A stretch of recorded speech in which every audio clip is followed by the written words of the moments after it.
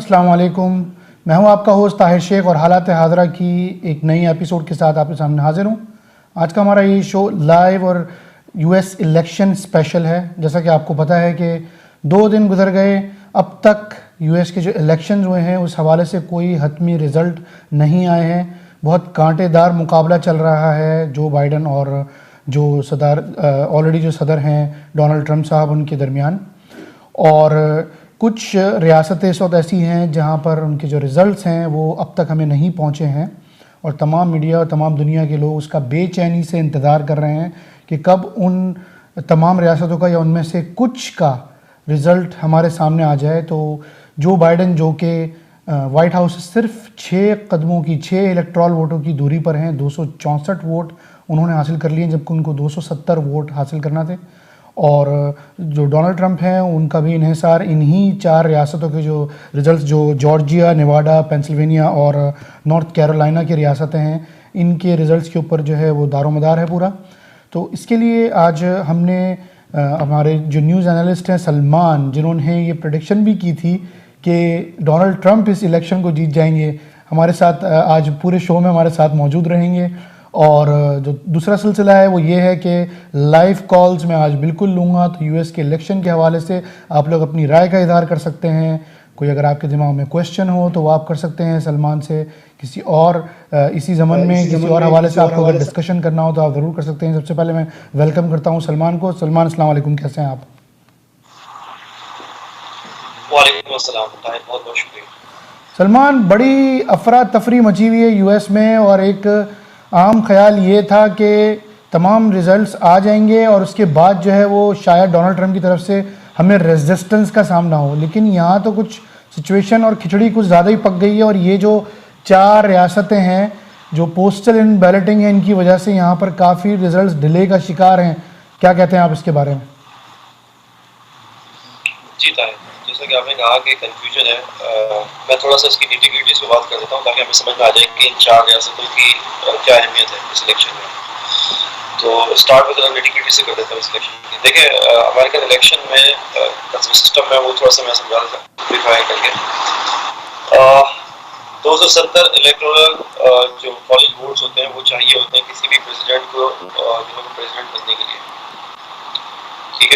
ठीक है, 270 electoral college vote चाहिए होते हैं आपको। ठीक है, अच्छा, अब हर जो स्टेट होता है, जो कि 50 स्टेट्स हैं और एक वाशिंगटन डीसी है, तो 50 जो स्टेट्स हैं तकरीबन उनकी जो इलेक्टोरल जो वोट्स हैं वो ऑलरेडी डिफाइंड हुए हुए हैं बेस्ड ऑन पॉपुलेशन।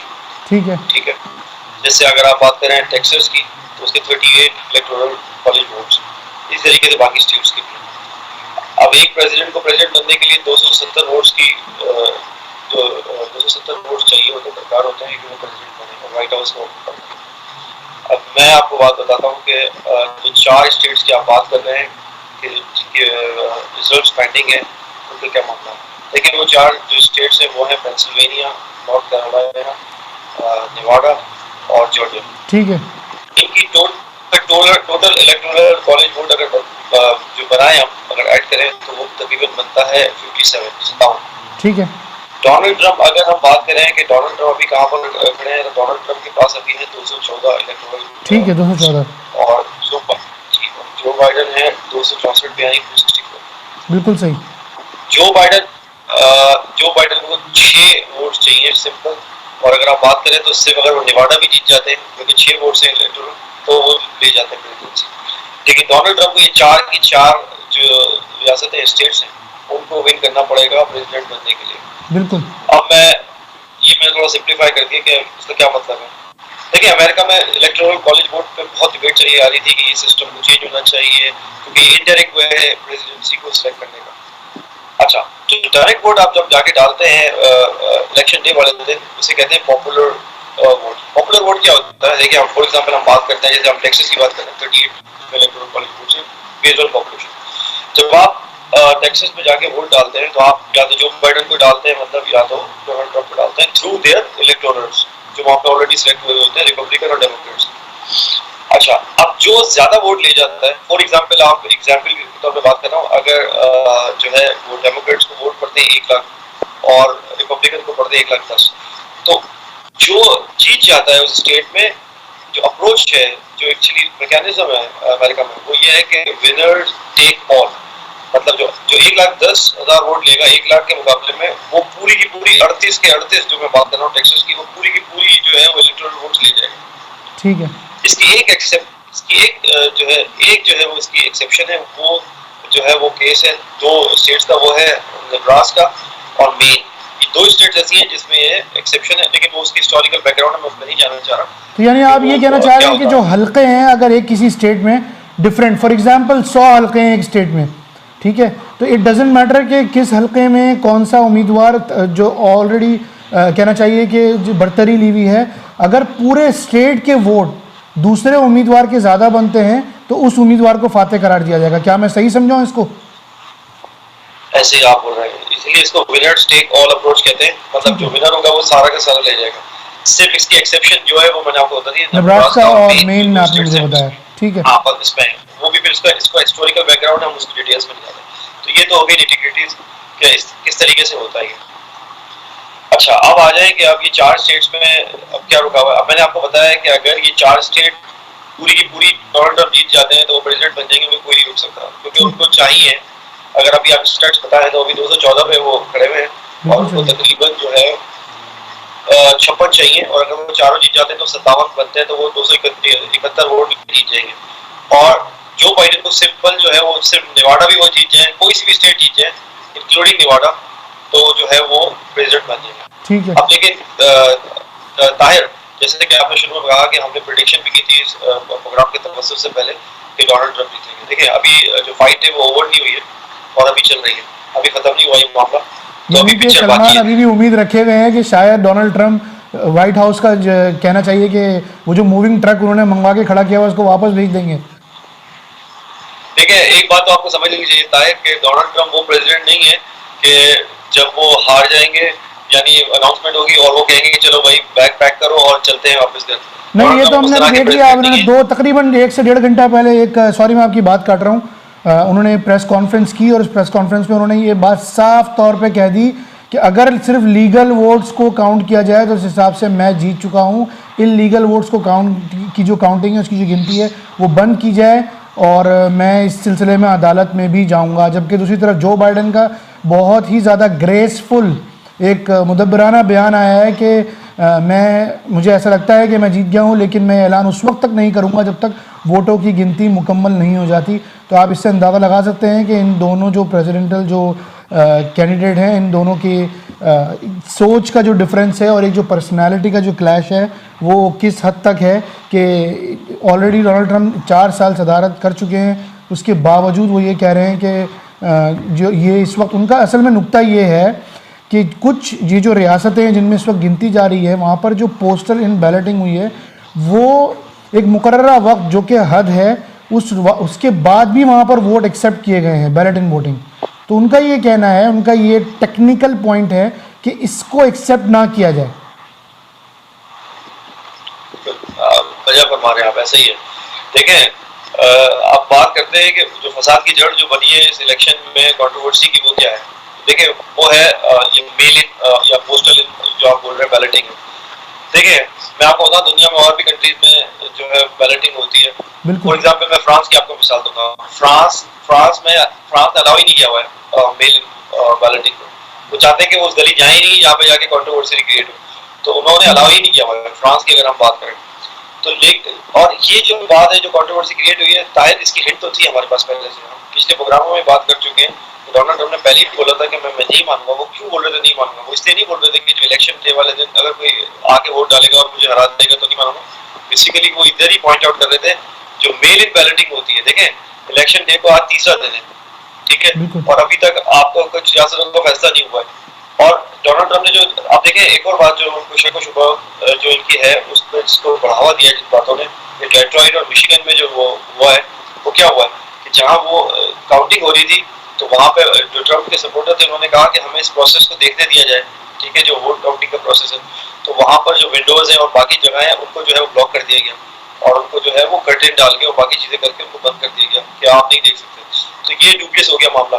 तो वो कह रहे थे कि हमें सिर्फ देखने दें, आप एक सोशल डिस्टेंसिंग भी है वैसे भी है कोविड की वजह से, और आप दूर से हम सिर्फ देखेंगे कि आप जो काउंट कर रहे हैं। लेकिन उन्होंने उसको अलाउ नहीं किया डेट्रॉइट और मिशिगन में। विस्कॉन्सिन में क्या हुआ, जो हम कल भी बात कर रहे थे ऑफ द रिकॉर्ड, कि विस्कॉन्सिन में सिर्फ 1% से जो है वो जो बाइडेन जीते। और ये यूएस में जो इनका जो प्रेसिडेंशियल जो इलेक्शन का जो लॉ है उसमें ये बात लिखी हुई है कि अगर आप लेस देन 1% या 1% से लेस देन अगर आप मार्जिन से जीतते हैं तो आप रिकाउंट के लिए जो है वो अप्लाई कर सकते हैं। वहां पर विस्कॉन्सिन में अप्लाई कर दिया गया, ऑलरेडी लॉ सूट फाइल हो चुका है कि दोबारा रिकाउंट किया जाए, क्योंकि जो मार्जिन था जीतने का वो 1% से तकरीबन कम था। तो विस्कॉन्सिन में ये होगा। तो सलमान, अगर ये सिलसिला जारी रहा तो ये तो जो इक़्तिदार की मुंतकली अगर होती है या अगर इस बात का फैसला किया जाता है कि डोनाल्ड ट्रंप ही अगले 4 साल सदर रहेंगे, तो क्या इन बेसिस के ऊपर उनको स्टे ऑर्डर मिल जाएगा, डिले नहीं होगा प्रोसेस में? तो इसमें जो अदलिया का कानून क्या कहता है कि इसको प्रायोरिटी बेसिस पे हल किया जाएगा, कितना टाइम लगेगा उसमें? कोई इस तरह की कोई आपके पास नॉलेज है इसमें?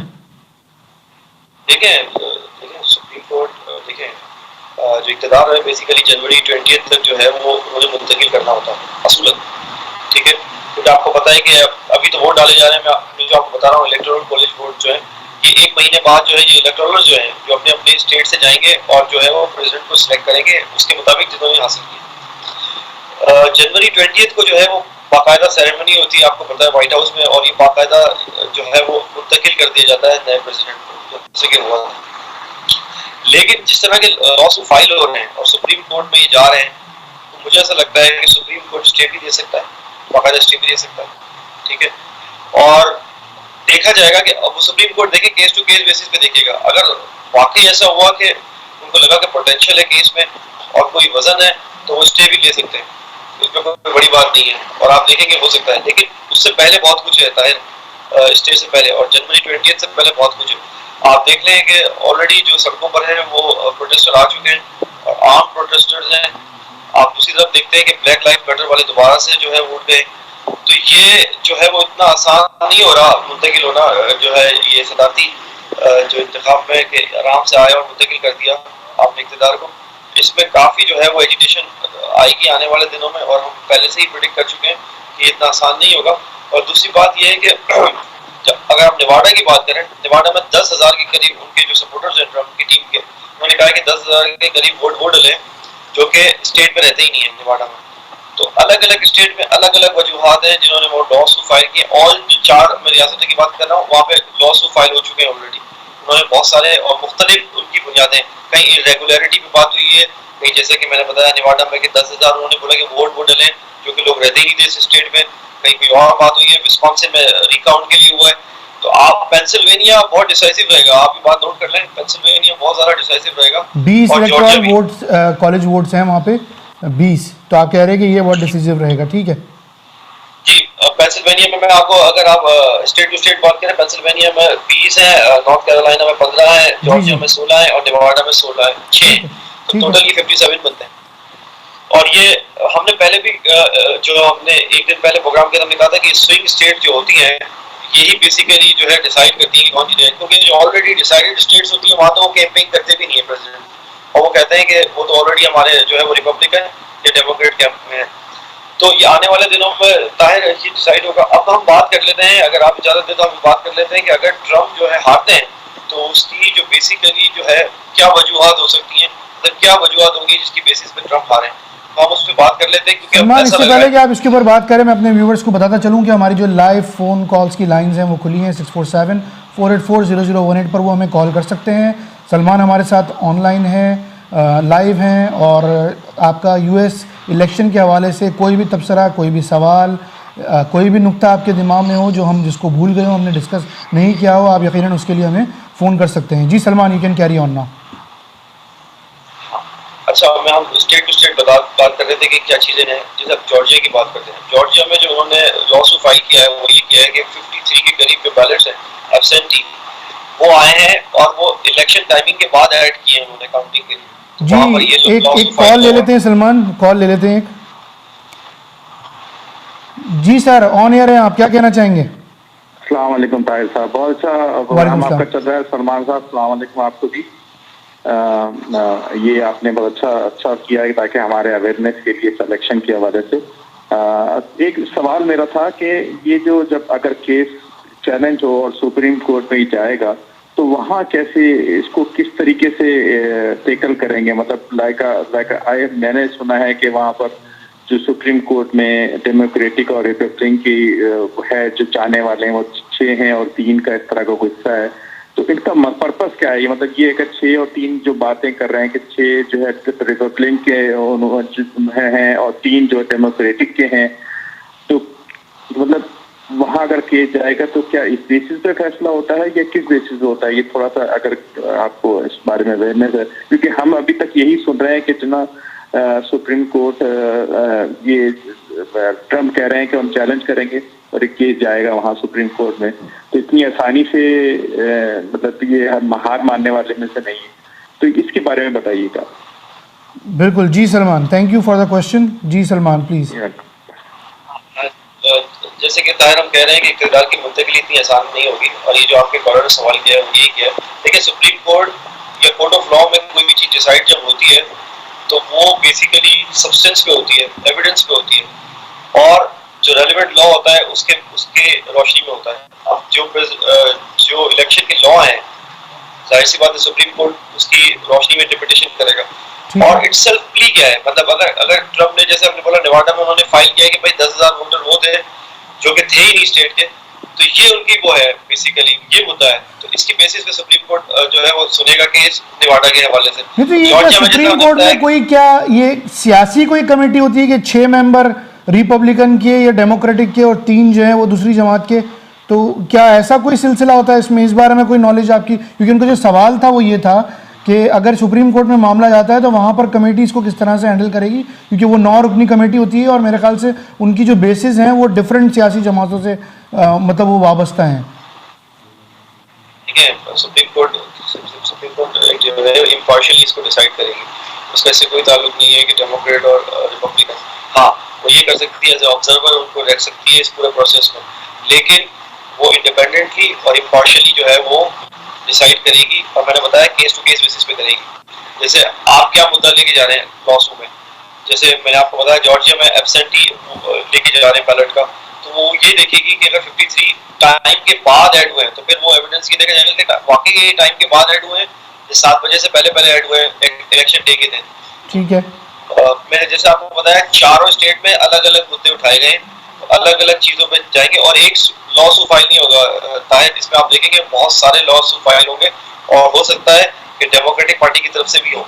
तो फिर जब 2-2 लॉ सूट होंगे एक ही स्टेट में, तो आप देखेंगे सुप्रीम कोर्ट को दोनों चीजें देखनी पड़ेंगी। अच्छा, एक कॉल और आ रही है, एक कॉल और आ रही है, सॉरी अबाउट दैट। जी आप ऑन एयर हैं, क्या कहना चाहेंगे? जी अस्सलाम वालेकुम, मेरा सलमान भाई से एक सवाल है कि हमेशा जब भी पाकिस्तान में इलेक्शन हुए हैं और उसमें कोई भी गड़बड़ हुई, कोई भी चीज आने में लेट हुआ या पाकिस्तानी अवाम के हिसाब से कोई रिजल्ट ना आया, तो जैसे आज एक साहब ने ट्वीट किया है कि उसके पीछे तो अमेरिका का हाथ होता है, तो अभी तक यूएस के कोई भी रिजल्ट जो है वो सही से सामने नहीं आ रहे, तो इसके पीछे किसका हाथ है? गुड क्वेश्चन जी, thank you so much, thank you जी सलमान। सवाल के ये मीम जो है वो बड़ा वायरल हुआ है सोशल मीडिया पे, मैं देख चुका हूँ इसको। तो खैर बहरहाल ये जो सवाल कर रही है अज़राए मजाक कर रही है, लेकिन मैं आपको बता देता हूँ। देखें, जहाँ भी इलेक्शन होते हैं ताहिर, हमें ये बात समझ लेनी चाहिए, जहाँ भी इलेक्शन होते हैं वहाँ की जो डीप स्टेट होती है, जो एस्टेब्लिशमेंट जिसे हम कहते हैं पाकिस्तान में और बाकी जगह डीप स्टेट के नाम से उनको जाना जाता है, उसका अमल दखल जरूर होता है। ये बात आप जहन में बिठा लें, चाहे वो अमेरिका हो चाहे वो पाकिस्तान हो। अगर आप बात करें 100% फ्री एंड फेयर और ट्रांसपेरेंट इलेक्शन, ये पॉसिबल नहीं है, क्योंकि देखें जो डीप स्टेट एस्टेब्लिशमेंट होती है उनके इंटरेस्ट होते हैं, वो पूरी दुनिया को में जो है वो उस मुल्क के इंटरेस्ट को देख रहे होते हैं, वो देख रहे होते हैं कि कहाँ जा रहा है कंट्री, तो वो वहाँ कहीं ना कहीं से स्ट्रिंग्स पुल हो रहे होते हैं। अच्छा, मैं अभी आगे जाके आपको बात करूंगा कि यहाँ पर उनका क्या रोल रहा है और क्या है, लेकिन जो आपने जहाँ तक आपके कॉलर की बात थी, तो बात ये है कि ये तो एक अज़राए मजाक बात थी, और पाकिस्तान में तो बिल्कुल यही बोला जाता है कि जो डिक्टेशन आता है वो वेस्ट से आता है, और किसी हद तक सही भी है पाकिस्तान के हवाले से ही बात, लेकिन अमेरिका में इस तरीके से डायरेक्टली इंटरवेंशन नहीं होती, जो है वो किसी हद तक जो है वो फ्री एंड फेयर और ट्रांसपेरेंट होता है। अच्छा सलमान, पाकिस्तान की बात कॉलर ने करी दी है, तो मैं उससे रिलेटेड एक इंटरेस्टिंग फैक्ट आपसे शेयर करता चलूँ, शायद आपकी नज़र से गुजरा और हमारे नाजरीन के इंटरेस्ट के लिए भी, कि एक अमेरिकन कॉमेडियन है जो कि पाकिस्तानी और साउथ एशियन कल्चर में बड़ा इंटरेस्ट रखते हैं। जेरेमी नाम है उनका, मैकलेरन। एक कॉल आ रही है, वो ले ले, फिर इसके ऊपर मैं बात करूँगा।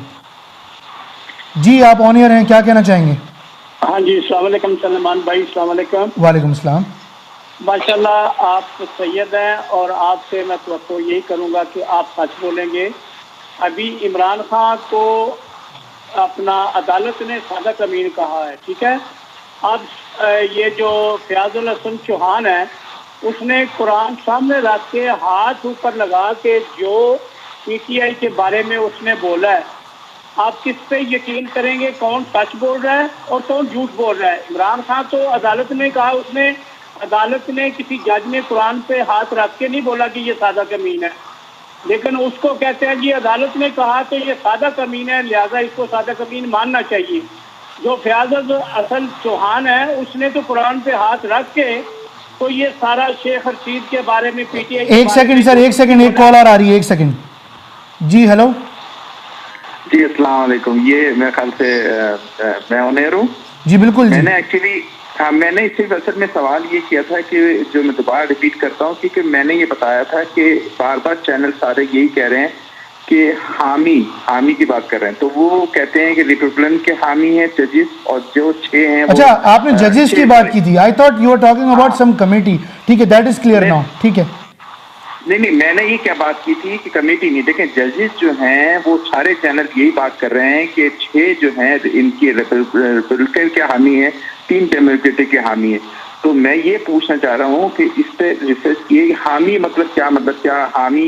देखें, हर दुनिया में ये होता है कि जजेस जैसे होते हैं वो न्यूट्रल होते हैं। जैसे अभी इन्होंने कुछ फासला बताया है कि स्टेट के अंदर जो है जो भी डिसीजन होगा 10,000 अगर वो होंगे तो 10,000 उस पर फैक्ट पे बात की जाएगी। लेकिन वो हामी जो वर्ड आ रहा है ना, हर चैनल ये की बात कर रहा है। मगर मेरे मोहतरम, क्या ये फैक्ट है या उन्होंने अपना ओपिनियन दिया है? आपको ये भी तो देखना होता है ना कि चैनल्स कह रहे हैं, हर जगह बात हो रही है, वो कह रहे हैं कि इनके हामी समझे जा रहे हैं। तो हामी समझे का मतलब ये है कि वो उनके लिंक्स हैं या वो चाहते हैं ये इन पार्टी। तो ये मेरा कहना है, इसका क्या असर पड़ेगा, ये मेरा कहना है। ठीक है, मतलब आप ये कह रहे हैं कि अगर पहले से ये चीज लेबल कर दी जाए कि जजेस जो हैं वो बायस्ड हैं, तो उसका जो है वो नतीजे के ऊपर असरअंदाज हो सकता है। ठीक है, ये पूछना चाहता। दूसरी चीज ये कि अभी सुप्रीम कोर्ट का जिसने जो उसका जज चेंज किया है अपने टर्म में रिसेंटली इलेक्शन से पहले, ये भी क्या असर पड़ेगा।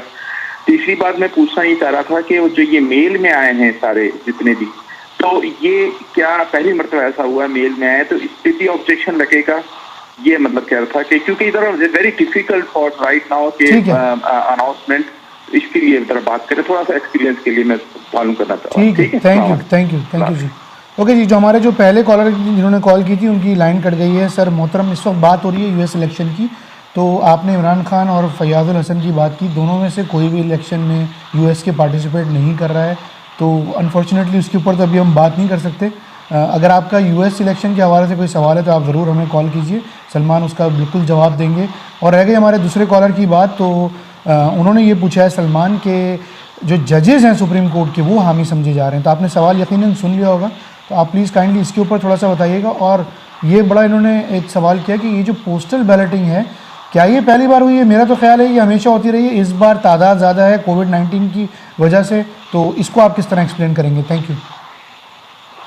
मैं बताता हूँ ताहिर, हम इससे पहले डिस्कस कर चुके हैं। देखें, हमने जब इलेक्शन से पहले प्रोग्राम किया था, हमने बात की थी कि जो बाइडेन जो है वो बार बार इस चीज़ को एक्सप्लॉइट कर रहे हैं कि जो कोविड वाला है मामला है, यानी जो कोविड को जिस तरीके से हैंडल किया है डोनाल्ड ट्रंप ने, इस मुद्दे को एक्सप्लॉइट कर रहे हैं। लेकिन इसका ताल्लुक किसी से है। जो बाइडेन ने जो है वो बारहा ये कहा था अपने जो वोटर से कि आप जो है वो सोशल डिस्टेंसिंग करें और कोशिश करें कि मेल इन वोटिंग करें। इसकी वजह ये है कि आप मेल इन वोटिंग करेंगे तो आपको आना ना पड़ेगा, और अगर आपको आना नहीं पड़ेगा तो ये सोशल डिस्टेंसिंग वाला मामला नहीं होगा। तो अगर आप ये देखें तो रिपब्लिकन वाले जो थे, तो डोनाल्ड ट्रंप ने ये कहा था इसके बरक्स कि आप आए बाकायदा पोलिंग बूथ पे और वहां आके डालें। तो ये देखें, ये जो मेल इन वाला मामला है ना, ये कोविड से बिल्कुल डायरेक्टली कनेक्ट होगा। ठीक है, और अब जो एकदम इसकी ज्यादा तादाद हो गई, ये हर दफा होता था, ये पहली दफा नहीं हुआ। पहली बात तो ये हर दफा होता है, हर इलेक्शन में होता है। मेरे कहने का मसला है कि इस दफा उनकी तादाद वोट्स की ज्यादा है, क्योंकि एक जगह मैं कहीं ये आर्टिकल पढ़ रहा था कि जितने वोट्स इस दफ़ा पोस्टल इन हुए हैं, हमेशा इससे 1/3 यानी कि 30 से 35% होते थे, इस दफ़ा इनकी तादाद 3 गुना ज़्यादा है। मैं इस हवाले से बात कर रहा था। जी बिल्कुल, और वो इस वजह से ज्यादा है क्योंकि कोविड की वजह से। ठीक है। और बाकायदा बाइडेन ने इस बात को जोर देके कहा था कि आप डालें इस तरीके से, सोशल डिस्टेंसिंग मेंटेन करें और डालें, बेहतर है। लेकिन उसमें क्या हुआ, उसकी वजह से, इस तादाद की वजह से जो इलेक्शन की काउंटिंग का जो प्रोसेस है वो डिले हो गया, जो आपको सामने नजर आ रहा है। ठीक है। और एक और वजह भी हुई कि जब आप देखें लीगली क्या है, जब इलेक्शन की जो टाइमिंग है इलेक्शन डे में, उसके बाद अगर कोई बैलेटिंग आएगी तो वो अगर जो मेल इन वोट आएंगे तो वो इलीगल है बेसिकली, आप उसको ऐड नहीं कर सकते। तो अगर हम इस नुक्ते को मान लें, अगर मान के चलते हैं हम, तो क्या डोनाल्ड ट्रंप का जो एतराज़ है वो ठीक है फिर इन स्टेट्स में जहां पर उन्होंने लॉ सूट फाइल करने की बात की है? देखिए यही वो जहां पर उन्होंने काउंटिंग रुकवाई है और कहा है ये बात कि ये जो है वो बाद में ऐड किए गए हैं। जैसे कि हमने जॉर्जिया की मिसाल दी, उन्होंने कहा कि 53 बैलेट्स बाकायदा वो इलेक्शन की जो डे में टाइमिंग है उसके बाद ऐड किए गए। तो ये बात तो चेक होनी चाहिए। ऐसा नहीं है कि भाई इलेक्शन डे में इलेक्शन की टाइमिंग के बाद जो चीज ऐड की गई है वो बेसिकली इलीगली ऐड होगी। अगर ऐसा है तो, अब ये प्रूव नहीं हुई ये बात, अगर ऐसा है तो इनका दावा है, ये जो रिपब्लिकन जो सपोर्टर्स हैं उनका दावा। तो ये तो सुप्रीम कोर्ट ही, जाहिर सी बात है, लॉ सूट ऑलरेडी फाइल हो चुके हैं, तो अब तो ये कोर्ट ऑफ लॉ में ही डिस्कस भी होगा और जो है प्रूव भी होगा। तो ये अब कोर्ट ऑफ लॉ में चला गया है मामला। ठीक है। फिर अब जो दूसरे कॉलर ने फिर से कॉल की थी अबाउट कोर्ट ऑफ लॉ, तो जजेस के हामी होने का किसी एक जमात के, सबसे पहले तो क्या पैमाना है, किस बेस पर उन्होंने इस चैनल से ये बात की है, उस पर तो खैर मैं तबसरा नहीं कर सकता, लेकिन क्या उसके लिए कोई सिस्टम इन प्लेस है सलमान यूएस में?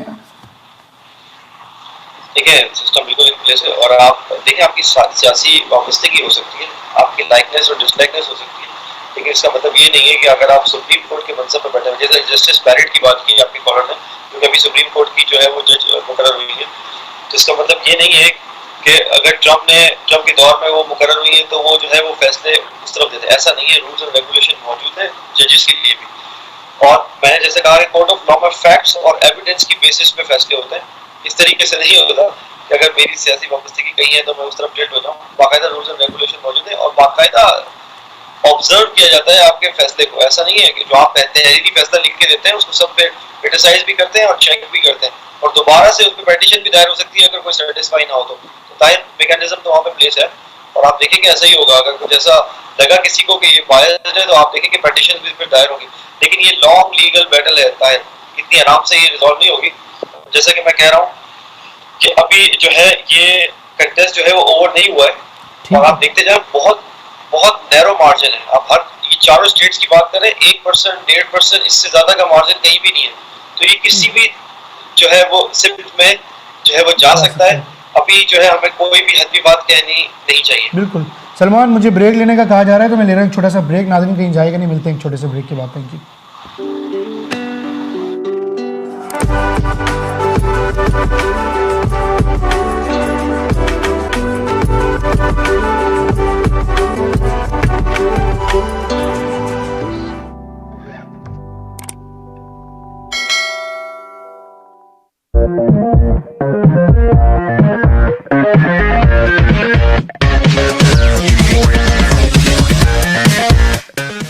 4 बजे देखिए आपका किचन विद शहबाज गोरी। सुबह 5 बजे देखिए सितारे और हम। 5:30 बजे देखिए मैसेज ऑफ मर्सी। शाम 6 बजे देखिए दीन और दुनिया। इस्लाम इन मॉडर्न टाइम मजहर अयूब के साथ देखिए हर मंगल शाम 6 बजे और हर जुमा शाम 5 बजे।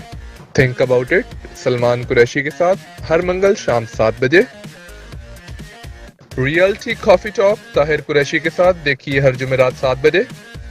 टुनाइट टॉक रिजवान असलम के साथ हर जुमे को 7 बजे। देखिए तकरार कीजिए तकरार समीना जबीन के साथ रोज रात 9 बजे।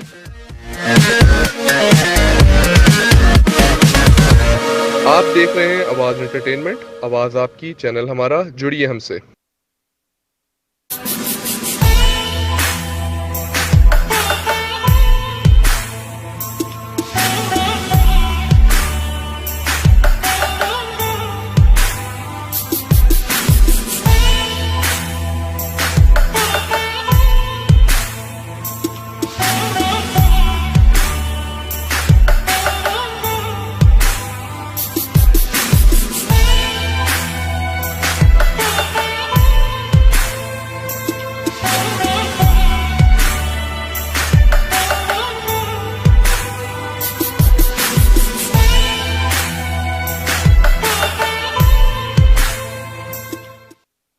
वेलकम बैक नाज़रीन। हम गए थे एक छोटे से ब्रेक की तरफ। हालात हाज़रा के इस प्रोग्राम में ताहिर शेख को एक बार फिर वेलकम कहते हैं। हम बात कर रहे थे सलमान से। सलमान, जेरमी मैकलेलन एक कॉमेडियन है अमेरिकन, जो पाकिस्तानी कल्चर से बड़ा उनका शगफ़ है और साउथ एशियन कल्चर के अंदर काफ़ी वो जोक्स और स्टैंड अप कॉमेडी करते हैं।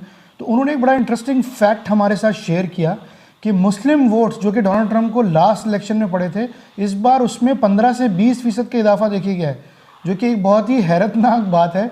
इस बारे में क्या कहेंगे आप? देखें, इसमें सदाकत हो सकती है। उसकी वजह यह है कि अगर आप बात करें कि खासतौर पर जो अरब वोट है, अरब मुस्लिम्स की मैं बात कर रहा हूँ, वो ये चाहते हैं कि डोनाल्ड ट्रंप दोबारा से जो है वो री इलेक्ट हो। उसकी बहुत वजूहत है, क्योंकि ओबामा के जो 8 साल थे, ओबामा और बाइडेन के जो 8 साल थे, उसमें हुआ क्या, अरब स्प्रिंग आया।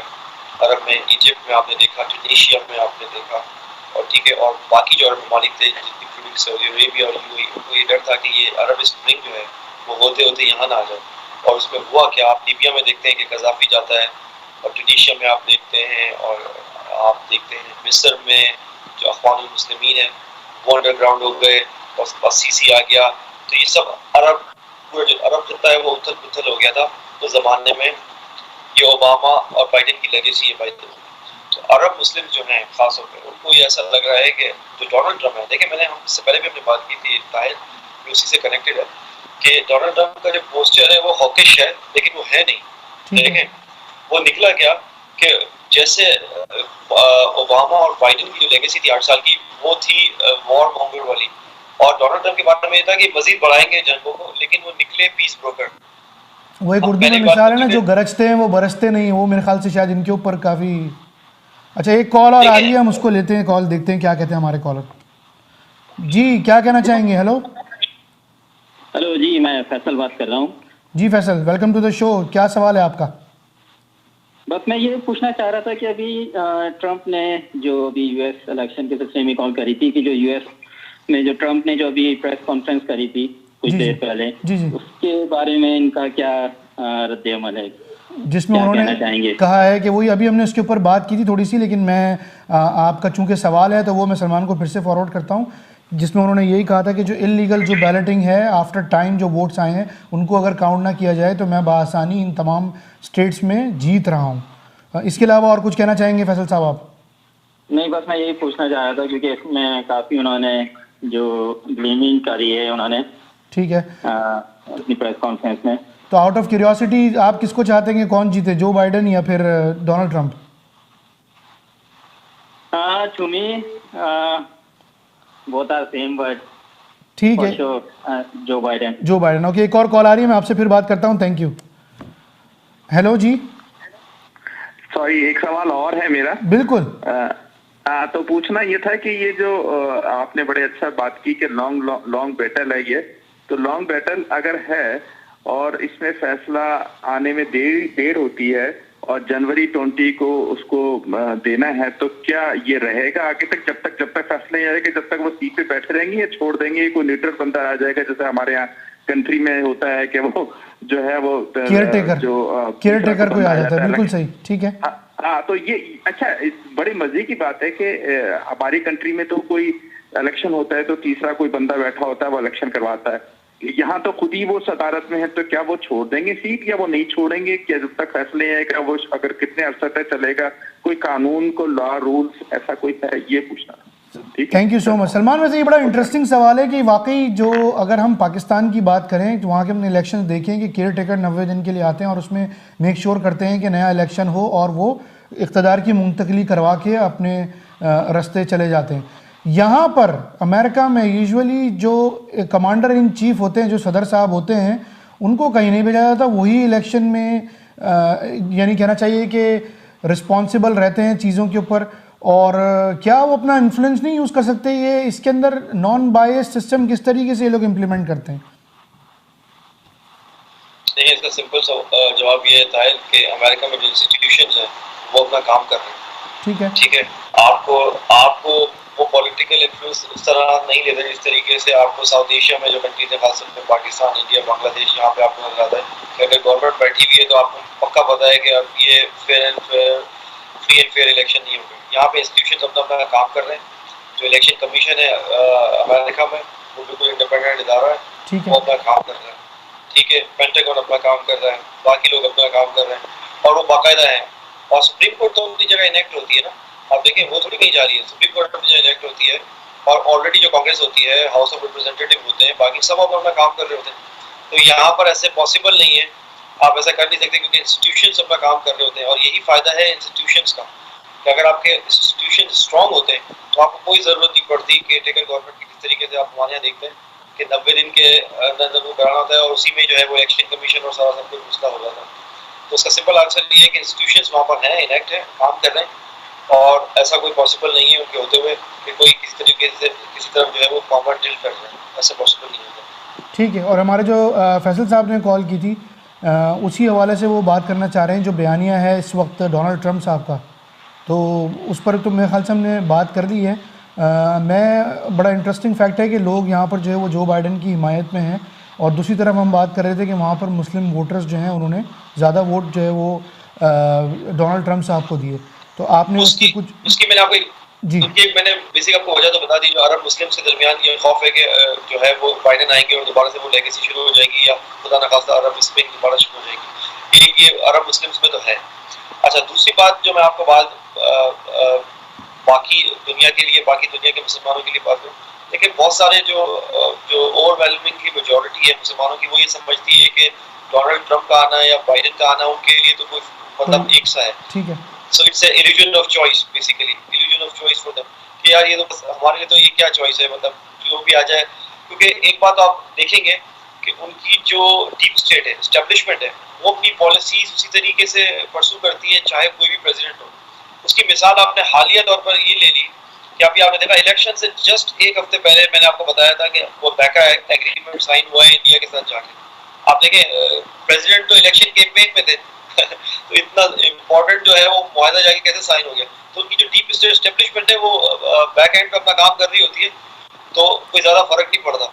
लेकिन ये जरूर होता है, जैसे कि हमने कहा आपको, कि एक प्रेसिडेंट की पॉलिसी क्या है, वॉर मॉन्गर है वो या पीस ब्रोकर है।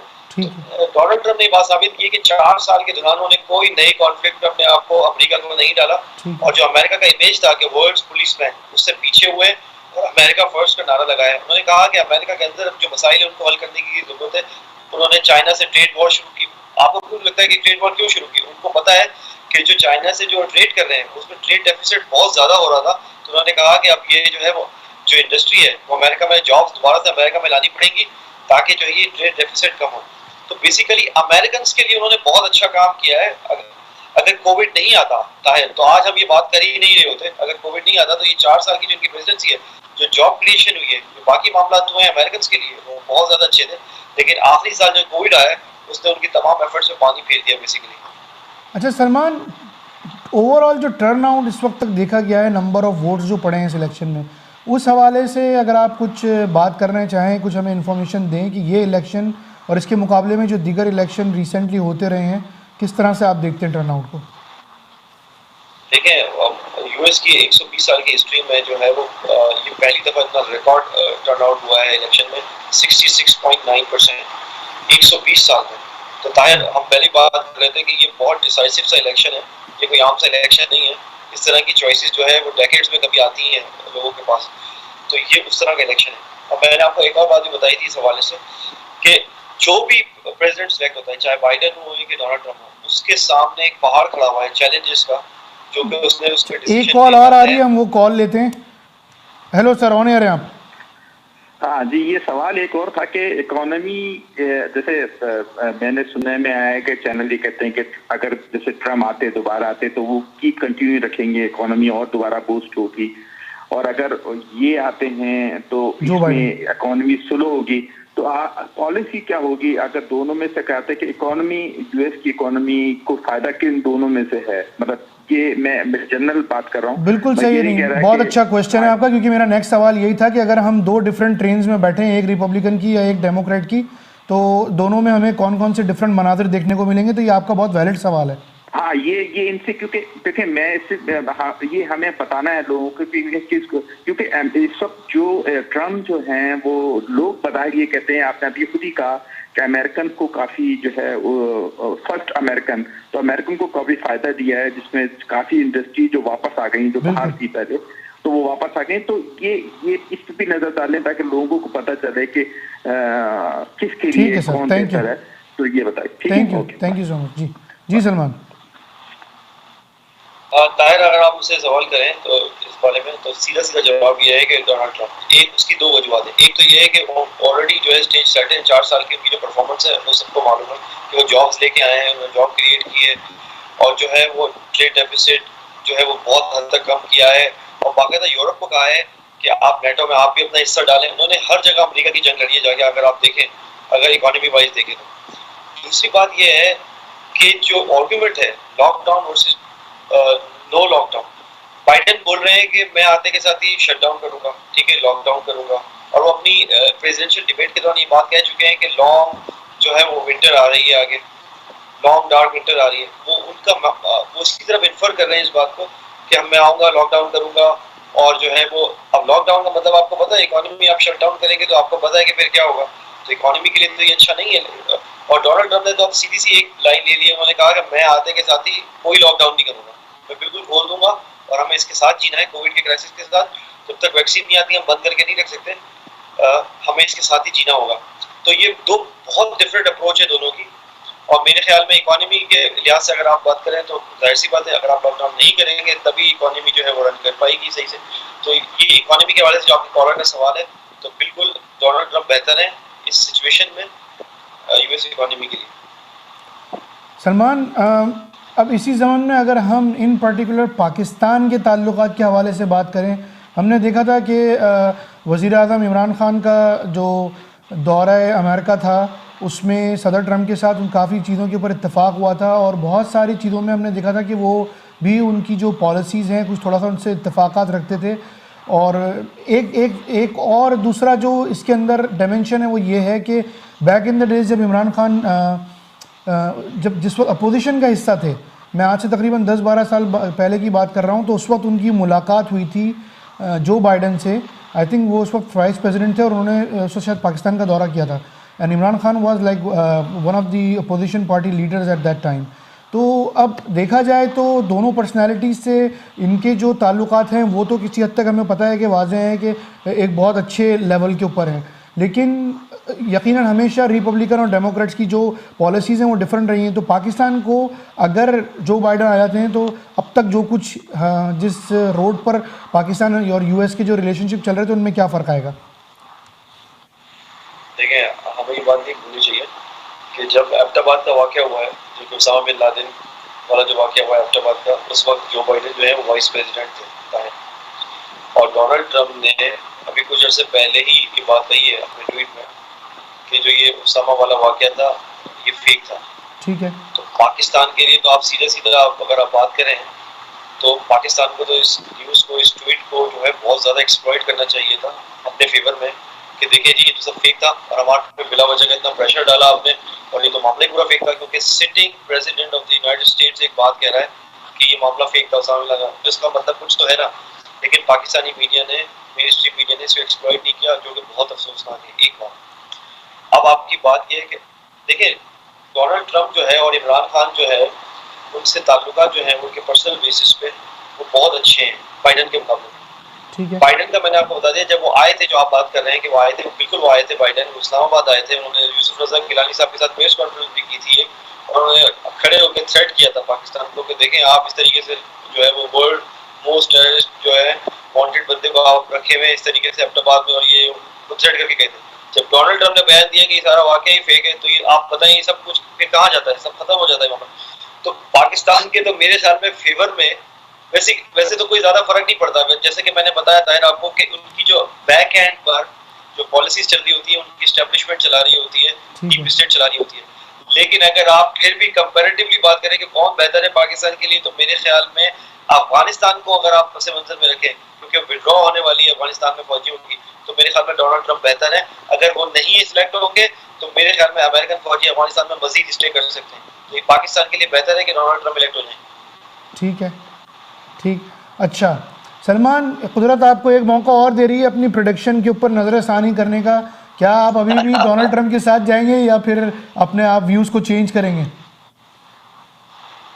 देखिए ताहिर, बात ये है कि प्रेडिक्शन किसी बेसिस पे होती है ना, ठीक है, और आप ये देखते हैं कि आप ऑप्टिमिस्टिकली देखते हैं कि कौन बेहतर है कंपैरेटिवली। देखें, ये बेसिकली डेमोक्रेसी में आपके पास चॉइस हर दफा ये नहीं होती कि अच्छे और बुरे में आप डिसाइड करते हैं, आप lesser of two evil decide करते हैं। आपको भी पता ही बात, लेसर ऑफ टू इविल आप डिसाइड करते हैं। बिल्कुल ठीक है। तो आप इसी तरीके से रख लें इस बात को कि मैं लेसर ऑफ टू इविल की बुनियाद पर जो है वो डोनाल्ड ट्रंप का स्टिल फेवर करूंगा, और मैंने उसके बहुत सारे रीजंस आपको बता दिए हैं कि मुस्लिम वर्ल्ड के लिए भी, पाकिस्तान के लिए भी, और वो पीस ब्रोकर के तौर पे काम कर रहे हैं। तो क्या बुरा है इसमें कि अगर वो कोई नया कॉन्फ्लिक्ट नहीं पढ़ते और जो है वो बाहर जाके इंटरवीन नहीं करते दूसरे ममालिक के मामला में, तो इसमें क्या बुराई है? तो स्टिल मैं जो है वो स्टैंड ले रहा हूँ डोनाल्ड ट्रंप के साथ। और मैं आपको अब आखिरी में एक बात बता दूंगा है, अगर डोनाल्ड ट्रंप इलेक्ट नहीं हुए तो उसकी पोटेंशियल वजह क्या होगी, आप ये जरा जहन में रख लें, क्योंकि उन्होंने 2, 3, 4 मोटे काम किए हैं जो कि उनकी डीप स्टेट और एस्टेब्लिशमेंट को पसंद नहीं आए अमेरिका की। उनमें से एक बात जो उन्होंने खुलकर लॉकडाउन की मुखालफत की है, एक बात। दूसरी बात जो मिलिट्री इंडस्ट्रियल कॉम्प्लेक्स है, जिन्होंने जंगें बंद कर दी। जब आप जंगें बंद कर देंगे तो उनका असला कहां से एक कॉल और आ रही है, एक दफा ले लेते हैं एक कॉल। ये हेलो, आप ऑन एयर हैं प्लीज। सलमान साहब से कहूँ, मैं ये कहूंगा कि वो अपनी प्रेडिक्शन पे कायम रहे, क्योंकि पाकिस्तान की तरह यहाँ भी रिकाउंटिंग में फिर जीत जाएंगे ट्रम्प। बिल्कुल, देखें इसीलिए मैंने उनको मौका दिया था कि आप अगर चेंज करना चाहें तो कर सकते हैं, लेकिन उन्होंने कहा नहीं, still I will go with Donald Trump. तो नहीं, वो इसलिए कि वैसे सभी काफी लोग ने किया था, क्योंकि वो शुरू से अगर किसी ने प्रेडिक्शन कर रखी है, वो चांसेस थे, ये किसी ने सोचा नहीं था कि इतने वोट पड़ जाएंगे। जो वोट इतने ज्यादा पड़ गए हैं, ये मेरे ख्याल से हिस्ट्री के अंदर उनकी खुद ही जो है ये कह रहे हैं, सभी कह रहे हैं कि जो ना इस वक्त हिस्ट्री में सबसे ज्यादा वोट पड़ गए, तो ऐसे वोट कभी टले नहीं। तो ये भी एक मुअम्मा है, हलतलब है कि इतने सारे वोट कैसे टल गए, क्या ऐसे आ गए वोट। तो ये अब देखें कब होता है। बहरहाल बहुत अच्छा मजा आया, बहुत अच्छा। सलमान साहब को मैं थोड़ा टीज कर रहा था क्योंकि इन्होंने काफी होमवर्क करके आए।